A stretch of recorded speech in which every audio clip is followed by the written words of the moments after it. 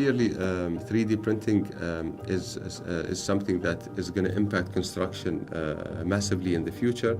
The idea is to set a target for the country to slowly grow into the 3D printing technology. It will start at an incremental 2% growth on an annual basis until we reach our target of 25% and 30%. And the idea is to start with 3D printable parts that are actually being addressed in the market at the moment, whether it was door hinges or knobs or frames, until we gradually grow that into actual building material to reach the ultimate target. And the whole idea with this is to set targets, is to attract innovators from all over the world to come and see that the region is hungry for talent, hungry for new ideas, hungry for great minds to come here and test different ideas that they are passionate about and build them, whether it was 3D printing or any other technology, to help them grow within Dubai and the UAE.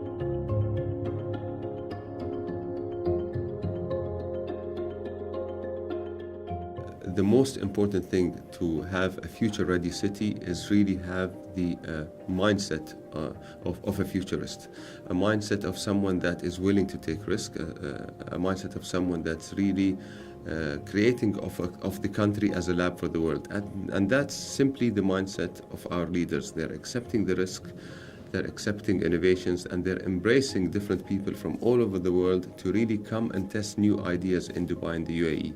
So if you have the right mindset of willing to accept failure and willing to leverage on the successful stories, this is one of the key contributors in building a future-ready city.